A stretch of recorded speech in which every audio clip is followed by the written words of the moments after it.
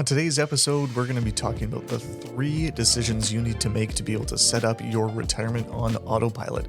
We're going to go over your asset allocation, that's your investment strategy. What plan type are you going to use, like RSP or TFSA? And then how much are you actually going to invest on a regular basis? Once we have those things nailed down, we can set up a very, very easy system to get you from where you are today to your eventual retirement date. So if that's interesting to you, come along and join me on this episode of the Canadian Money Roadmap Podcast. Thank you so much for being here today. If you are new to the channel, hi, I'm Evan. I'm a certified financial planner, and I work with real Canadians just like you to get you to and through retirement. And in this series, we're going through a bit of a roadmap, trying to figure out all the different things that you need to do to get from where you are today to your eventual retirement date.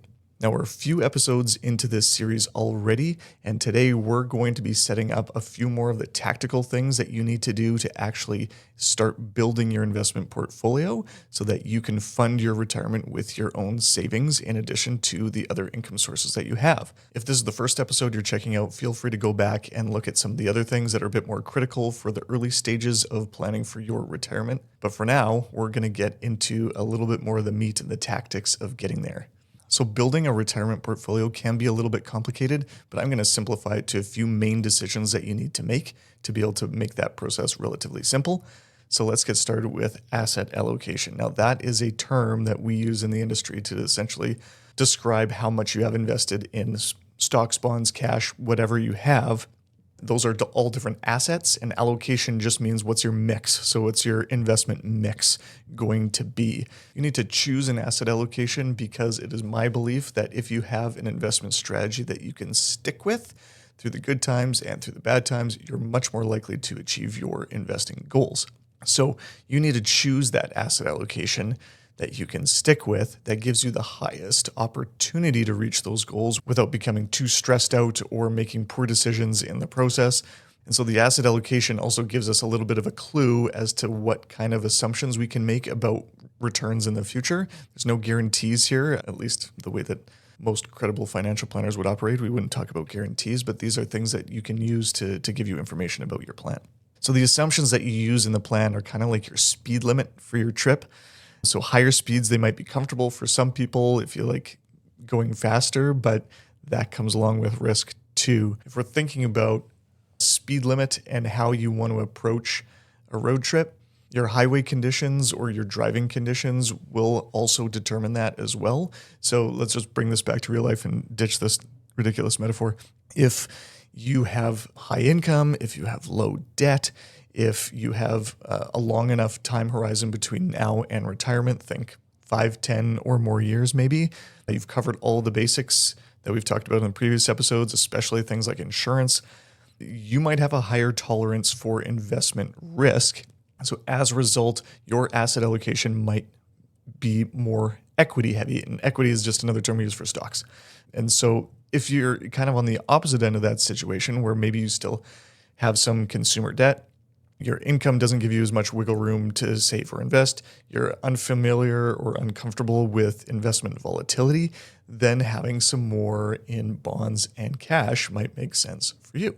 And so why does this really matter? Well, when people talk about risk and return, they often think it's like, okay, well, I take on more risk. That means I get more return, right? It's like, well, no, because that's the risk part of it, right? It's not some sort of machine that you just put in your unit of risk to get a guaranteed amount of return back. That's not really how it works. So the way that investment risk works is that when you add risk to a portfolio, it increases your range of potential outcomes. Okay, and so instead of like the straight line that goes from like zero risk to whatever, up and to the right, depending on how you're viewing me on the screen here, each point along the way should have a larger range attached to it. For those of you watching on YouTube, I'll add a little image here that I drew that essentially kind of describes what I'm talking about here. But risk and reward is not a straight line up. In most actual cases, it's a bit more of a curved line where you end up taking more risk without getting additional expected return. But each point along the way defines a new range of possible outcomes. So the more risk, the larger the range of possible outcomes. But time is a relevant factor here as well. So as time goes on, that range of outcomes shrinks and shrinks and shrinks because a 5-year investment in all stocks looks very, very different than a 1-year or a 1-month investment in stocks, right? And so this range of outcomes starts to shrink over time as well, but people don't always have the luxury of time or the luxury of emotional fortitude to be able to stick with something for long enough, right? So I'm not saying that everybody should be an equity investor, but you need to pick an asset allocation that matches your timeline, your financial situation, and your comfortability with volatility that comes with investing in things like stocks. But whatever your situation is, you want to be able to maintain that asset allocation as much as possible and avoid the temptation to tinker and mess around with it based on your own predictions of the future, what your brother-in-law says. Everybody's got a brother-in-law that tries to add little investment tidbits or things that they read and whatever. This is always the person in someone's life that I hear about. So you might have a brother-in-law that you might be trying to ignore here. Things like headlines from financial news, hedge fund managers that try to predict what's going on to kind of drum up assets for their strategy, whatever. This is all noise. This is all garbage. Some of it is going to be right, inevitably. This is the broken clock is right twice a day situation. But they don't know you. This isn't your life that they're trying to project this boogeyman stuff onto. Changing your asset allocation based on noise is going to create worse outcomes. The biggest issue that people have is that they change their asset allocation on a whim or a hunch or a headline or something like that, and then they don't get the associated benefits of that allocation. So the benefit of a conservative allocation is lower volatility. The benefit of a more aggressive allocation is the possibility of higher returns over time. But the way that people can screw this up is that if you have a conservative allocation and the stock market tends to go up over time, if you're not fully invested in stocks, your returns are going to be worse than just a pure stock allocation. But that's not the reason why you picked that allocation in the first place. You picked it for the times when stocks don't go up all the time. So what happens is someone will have a conservative allocation and the stock market goes up for a few years and they say, oh, maybe I should be invested more in stocks. Guess what happens? Inevitably, then the stock market declines, as it does from time to time, every number of years, whatever, very, very normal. But then they went out of their range of where they should have been, and now they get the full brunt of the decline that happens, and they say, oh my goodness, this is a nightmare, switch back to conservative, and now they've got the anchor on the returns, but they got all the negativity that came with the stock market decline. The opposite also happens with people who want to have a really aggressive allocation. And when the stock market is good, they think they're really smart. And they might be smart. And that's not really the problem, but they think they're smarter than a prudent investment strategy. And so then they start concentrating into the things that worked well yesterday and worked well the day before that, and so on and so on and so on, until you get a really concentrated portfolio in fewer names or more expensive things or more esoteric things like crypto and even the underbelly of the crypto world. This is where we see a lot more speculation starting to come in.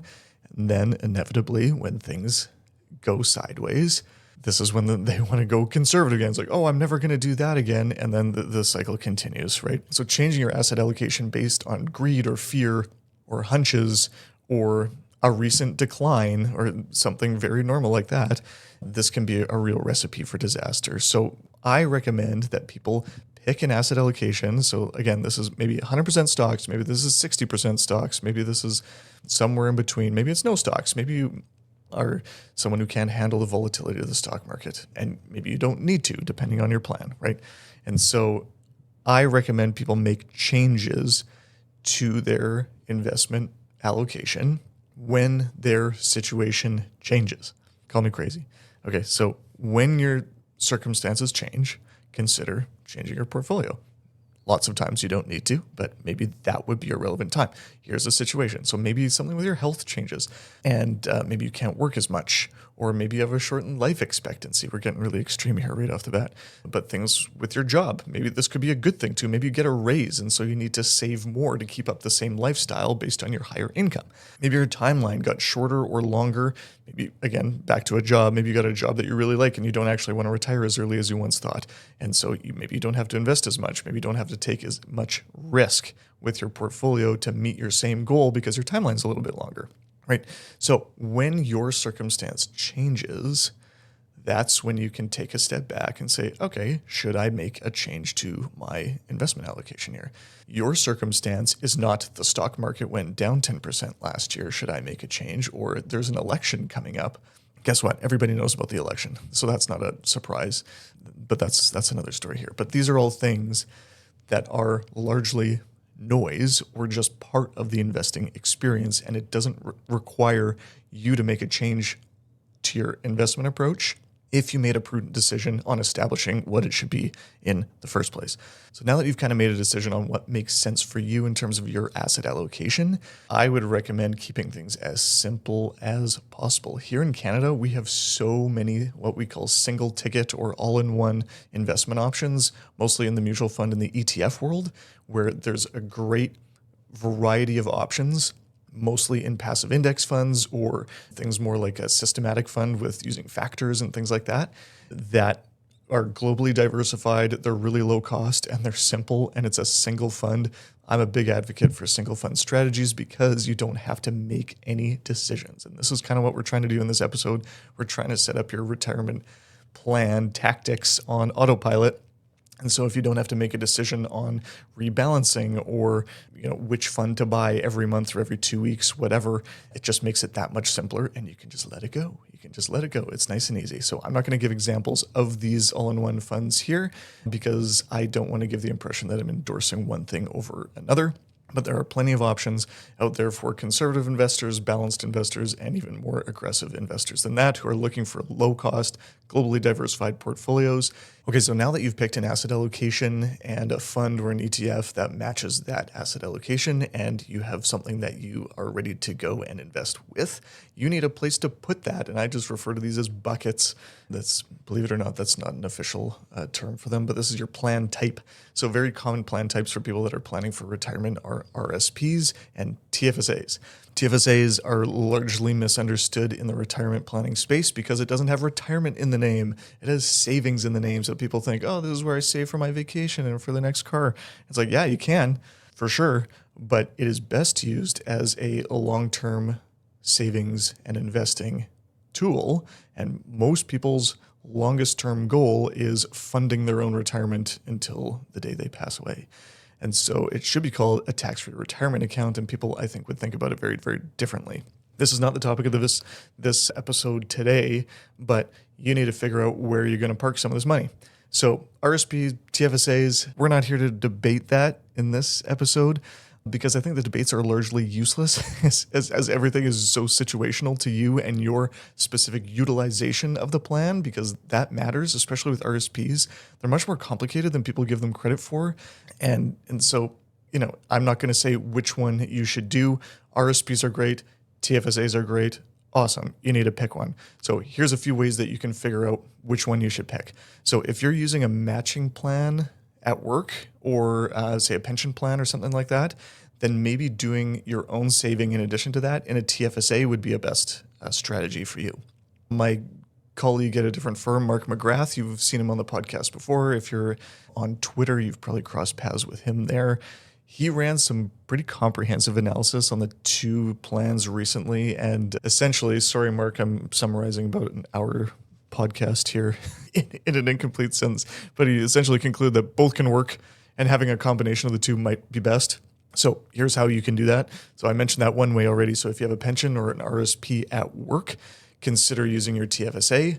Why? There's a little bit of diversification between plan types and taxation and all these different things that are relevant for people that are investing for a long period of time. When you have assets that are in a TFSA and you're in retirement, Yes, you can turn that into regular income by making regular withdrawals from the plan, but it also helps with one-time expenses that then it won't mess up things like your old age security clawback and a few tax credits that you might end up losing as a result if you had to take a large lump sum out of an RSP or a RIF through retirement. So having some tax-free money in a TFSA would be an awesome thing to do. So again, if you have a pension or an RSP at work, think whether or not it might be prudent for you to do additional investing in a TFSA outside of that. I'm not saying it's perfect. I'm not saying it should be a rule for everybody, but it just adds a little bit of flexibility for your future income. So say you're doing everything on your own, then I would say maybe consider using an RSP. And then when you file your taxes, I'm making the assumption that most people know how an RSP works, and I probably shouldn't do that. So I should remember to do another episode about this in the future. But essentially, when you make an RSP contribution, it reduces your taxable income. So for most employed people, that means they're going to get a refund associated with that RSP contribution. So when you file your taxes after you've made RSP contributions, if you take the refund that's associated with that contribution, take that refund and invest it as a lump sum in your TFSA. And then that way you can kind of do both. And it takes more discipline to actually do it, but it can be a pretty awesome retirement accelerator because you're getting more money invested. You're splitting the difference between the two different plans, and both have their great advantages. And you don't really have to make any different decisions. You just have to make one additional decision per year after you've filed your taxes. So you could do your automatic investing into your RSP, into your fund. And then when you get your refund, boop, you got another lump sum that you can put into your TFSA every year. Everything's on autopilot except one decision. So that's pretty good to me. So without knowing you or your situation specifically, I can't really give advice specifically on that, but these are strategies that can get you going forward towards your goal a little bit faster. Okay, so now that you've picked your asset allocation and your associated investment that goes along with that, you've picked your plan type, your RSP or TFSA that will go along with that. Now, how much are you actually going to do? So this is something that takes a little bit of math, and you can do a complicated version of this, or you can do an easy version of this. But the main thing that you need to do is work backwards to find out how much is reasonable to invest on a regular basis for your end goal and asset allocation, right?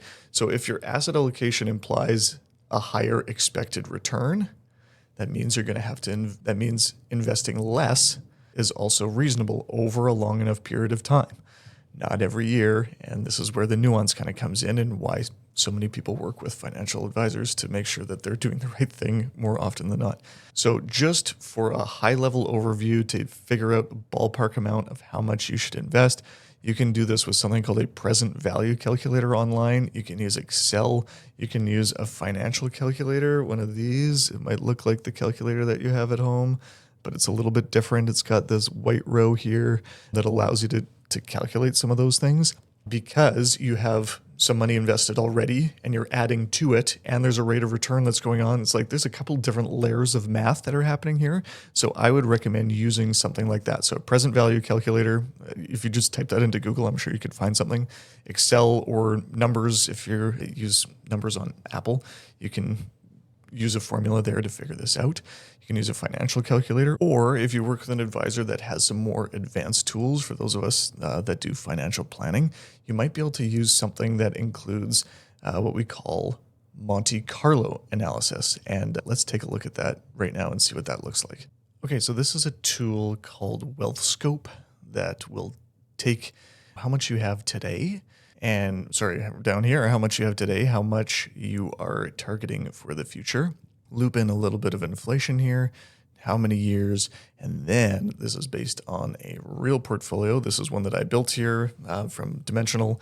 It's a mix of 80% stocks and 20% bonds. And the cool thing about that, using a real portfolio, is that it uses real return expectations for the different asset classes that are present in that portfolio. It's a bit of word salad there, but a bit more comprehensive than just 6% a year guaranteed forever, or 12%, heaven forbid. Don't run your calculations at 12% per year. And then it also includes volatility metrics for each of the asset classes that are present in that portfolio. This portfolio is very simple. It's a single fund, just like many popular target asset allocation ETFs would be. But under the hood, it's a lot more complicated. And so once we hit calculate here, it will run something called Monte Carlo analysis that doesn't just give us the straight line returns it doesn't give just a single number based on the historical returns of that portfolio or the expected returns from those asset classes.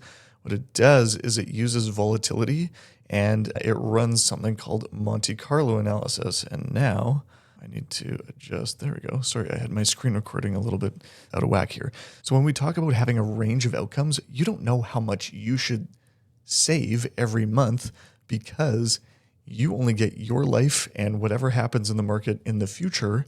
And who knows what that's actually going to be. We could only know in hindsight what the best approach should have been or how much saving you should have done. And so using a tool like this that will run 10,000 simulations of the future that correspond to how you're invested. So if you're only in cash, 10,000 versions of the future doesn't really mean a whole lot.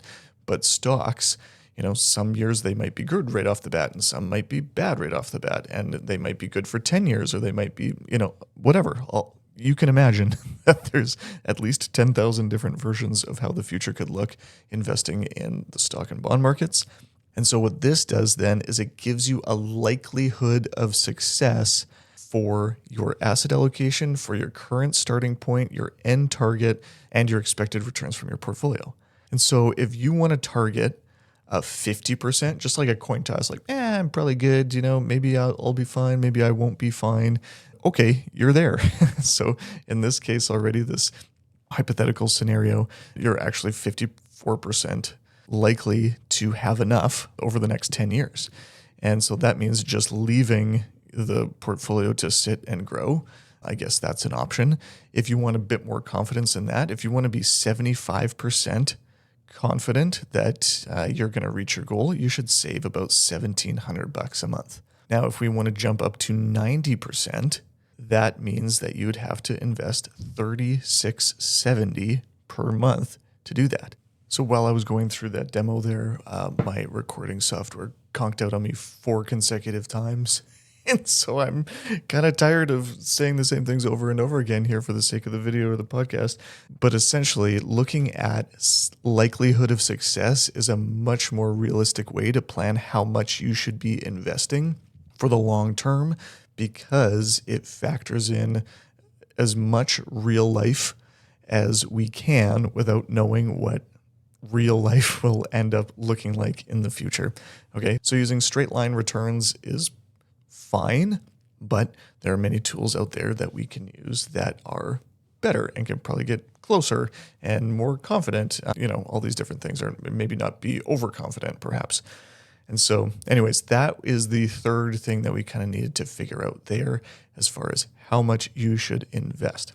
If you work with a qualified financial planner, they can do this math for you. They can do, those of us that have this software, we can use that for you. And that is very, very commonplace for working with an advisor. If you haven't done that kind of planning work with your financial advisor before, see if it's possible. See if they run a Monte Carlo analysis. I think it's a better way to do projection work like this. So the 3 things you can do to set up your saving and investing on autopilot is picking an asset allocation that you can stick with for the long term.